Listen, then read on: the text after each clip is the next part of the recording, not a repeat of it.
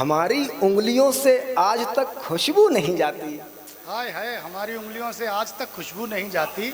हमारी उंगलियों से आज तक खुशबू नहीं जाती।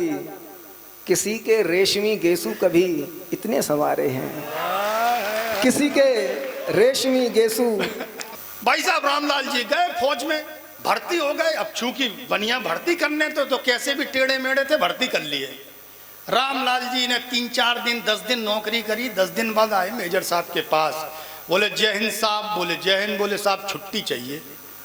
मेजर साहब टेंशन में, बोले यार अभी तो तुझे 15 दिन भी नहीं हुए नौकरी करे, अभी से छुट्टी। बोले देखो साहब, नौकरी वोकरी तो अपनी जगह है, हमारी दुकान में बंद पड़ी है, हमारा काम धंधा बंद है, ऐसा बीच का रास्ता निकाल लो। देखो हम बनिया लोग हैं, प्यार मोहब्बत बांटने वाले, हमको लड़ाई झगड़ा पसंद नहीं, हम जहाँ भी रहते हैं प्यार ही बांटते हैं। तो मेजर साहब ने कहा कि ये मरियल सा आदमी है। उन्होंने कहा देख भाई ऐसा कर रामलाल, तू ना चाइना का एक टैंक इधर खींच के ले आ, तेरी 1 महीने की छुट्टी पक्की। अब मेजर साहब फुल कॉन्फिडेंस में थे, बोले ये मरियल सा आदमी ये कहां से टैंक लेकर आएगा। 4-5 दिन बाद रामलाल जी गए, बोले जय हिंद साहब। बोले जय हिंद। बोले छुट्टी चाहिए। बोले टैंक। बोले टैंक। वो खड़ा। मेजर साहब को अटैक आ गया होता, टेंशन में आ गए। बोले टैंक। अब चूंकि बात में फंसे थे तो बोले ठीक है भैया जा 1 महीने। 1 महीने रामलाल जी आए, बढ़िया दुकान सेट करी अपनी, काम धंधा बढ़िया लाइन पर किया, फिर पहुंच गए फौज में। 4 दिन नौकरी करी, 5वें दिन फिर पहुंचे। बोले जय हिंद साहब। बोले जय हिंद। बोले छुट्टी चाहिए। बोले टैंक। बोले टैंक। वो खड़ा। अब मेजर साहब ने फिर 1 महीने की छुट्टी दे दी। 1 महीने बाद फिर गए रामलाल जी, 10 दिन नौकरी करी। बोले जय हिंद साहब। बोले जय हिंद। बोले छुट्टी चाहिए। बोले टैंक। बोले टैंक। वो खड़ा। तो मेजर साहब बोले रामलाल इधर आओ यार, छुट्टी तो देखो अब तुम्हें हम दे ही देंगे महीने 6 महीने की, पर यार एक बात बताओ, तुम मरियल से आदमी, तुम यार ये टैंक कहां से ले आते हो। तो जो रामलाल ने जवाब दिया है, अद्भुत जवाब है साहब, आनंद लेना। रामलाल ने कहा देखो साहब, हमको खून खराबे से कोई मतलब लगाव ही नहीं, हम प्यार वाले लोग हैं, हम व्यापारी लोग हैं साहब, हम 2 पैसे के लिए काम करते हैं। अब हमने एक चाइना वाला वहां बॉर्डर पे दोस्त बना लिया है, उससे सेटिंग कर ली है कि तेरे को छुट्टी चाहिए तो मेरा टैंक ले जा, मेरे को चाहिए तो अपना दे दे। आनंद में कुछ भी नहीं करने का,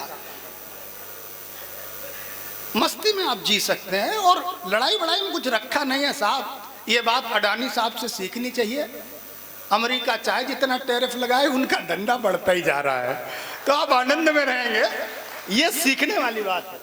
अब मैं एक ऐसे कवि को बुलाना जा रहा हूं जो आपका अपना है, बढ़िया कवि है। ये दिखने में हल्का फुल्का छोटा सा प्यारा सा लगता है, लेकिन साहब बहुत मेहनत के बाद बनता है। एक अंग्रेज आ गया उधर इटावा में हमारे यहाँ, तो वहां शास्त्री चौराहा है इटावा, वहां खड़ा। तो एक आदमी आया, बोले देवेश भाई की तरह, बोले क्या दिक्कत है। अंग्रेज बोला कुछ नहीं, मुझे लाइन सफारी देखनी है जो अखिलेश यादव ने बनवाई है। तो बोले देख ले दिक्कत क्या है। बोले लेकिन मेरा उधर इंग्लैंड में ये बताया गया, उधर इंडिया में 3 आइटम बहुत खतरनाक है। बोले कौन। बोले एक तो ठाकुर, दूसरा यादव और तीसरा पंडित। तो बोले तो तेरे को दिक्कत क्या। बोले I want to meet him, मुझे इनसे मिलवाओ। तो एक आदमी आ रहा था ऐसे मोटा ताजा पहलवान टाइप का, बोले तू इसको देख के ताल ठोक देना। अब अंग्रेज तो अंग्रेज, सामने गया, उसको देख के जैसे ही ताल ठोकी तो यादव जी ने उठाया, 4-5 फुट ऊपर ले गए, गिरा के दे लात दे घुसा। बोले भैंस पाले हम और ताल ठोकेगा तू। अंग्रेज लाल झाड़ फूंक के उठा, बोले Yadav is very horrible, very terrible, ये तो बहुत खतरनाक है। बोले और किसी से मिलना है। बोले ठाकुर साहब से और मिलवा दो। तो एक आदमी आ रहा था बड़ी बड़ी मूंछों वाला। बोले तू ऐसा कर, अंग्रेज एकदम मुछमुंडा, बोले तू ऐसा कर इसके सामने जाना और मूंछ ऐंठ देना। अंग्रेज गया, ठाकुर साहब के सामने जाके जो घुटी हुई होठों पर उसने मूंछ पे हाथ फेरा, ठाकुर साहब ने एक कान के नीचे दिया। बोले ससुर मेरी नकल उतार रहा है हैं? मूछ ठाकुर रखेगा कि अंग्रेज रखेगा? इतने दिन तक साले शासन करके तुमको कूटा, तब भी मेरे सामने मूछ ऐंठोगे? ढंग से मारा। अंग्रेज एकदम दोहरा हो गया, कांपता हुआ खड़ा हुआ। बोले और किसी से मिलना है? तो बोले हाँ, at last I want to meet Pandit. तो देवेश ने कहा इधर घुमा। अंग्रेज घुमा, एक कान के नीचे दिया। बोले गधे, इतनी देर से तुझे कुटवा कौन रहा है? जिसकी जिसकी समझ में आता जाए और वो तालियां वालियां बजाते जाए। तो मैं ऐसे ब्राह्मण कवि को बुला रहा हूं जिसने इन सारे कवियों को 1.5 2 लाख वाले कवियों को 10 15 हजार में फंसा के बुला लिया। तो ऐसे भाई देवेश दीक्षित को मैं उसकी 4 पंक्तियों से बुलाता हूं। देखिए, हम लोग हंसी मजाक की बातें करते हैं, लेकिन आप मुझे ये बताएंगे, मैं 4 पंक्तियां उस कवि की पढ़ता हूं जो आपका अपना कवि है। आप ये तय करेंगे कि हिंदुस्तान में कितने कवि ऐसे हैं जो इस टक्कर की कविताएं लिख सकते हैं। पंक्तियां पढ़ता हूं, सुनेगा, ये आपके इस कवि ने लिखी है जो दिन भर खेती किसानी करने के बाद हिंदी कविता को लिखने के लिए अपनी कलम उठाता है। उसने लिखा है, कभी शबनम कभी शोले दहकते भेज देता है, कभी आंधी कभी तूफान मचलते भेज देता है, कराना जब उसे होता है अच्छा काम दुनिया में, खुदा इंसान की शक्लों में फरिश्ते भेज देता है। बहुत प्यारा कवि भाई देवेश दीक्षित, जोरदार तालियों से आमंत्रित करिए।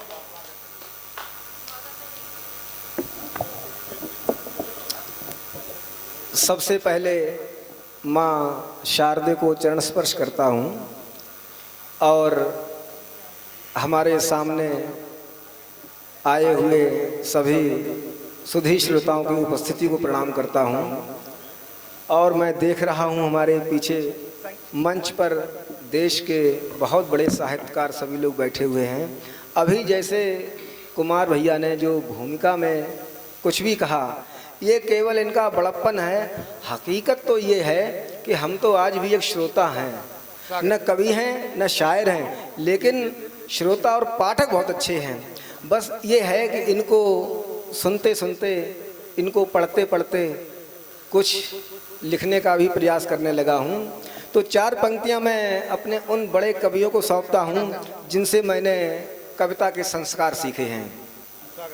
दादा कि शजर सरसब्ज यदि है तो, मतलब पुष्प पल्लवित, शजर सरसब्ज यदि है तो जड़ों की मेहरबानी है। शजर सरसब्ज यदि है तो जड़ों की मेहरबानी है, किसी के पाँव के सब रजकड़ों की मेहरबानी है, और किए हिम्मत जो पढ़ने की खड़ा हूँ रूबरू सबके, ये हिम्मत यूं नहीं आई बड़ों की मेहरबानी है। ये बहुत बहुत धन्यवाद। ये हिम्मत यूं नहीं आई बड़ों की मेहरबानी है।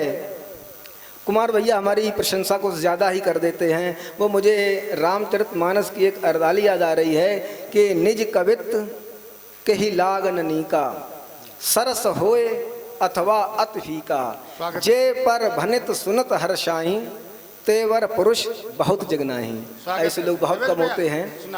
मैं सीधे सीधे 4 पंक्तियों से आपको जोड़ता हूँ कि सुनिए तिवारी जी, कि साथ अगर कुछ दिन रह लें तो कमजोरी पढ़ लेते हैं। साथ अगर कुछ दिन रह लें तो कमजोरी पढ़ लेते हैं, कमजोरी पढ़ लेते हैं।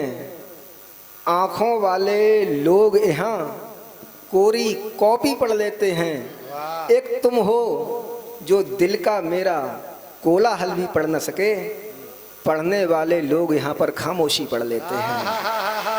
पढ़ने वाले लोग यहाँ पर खामोशी पढ़ लेते हैं। बहुत बहुत धन्यवाद।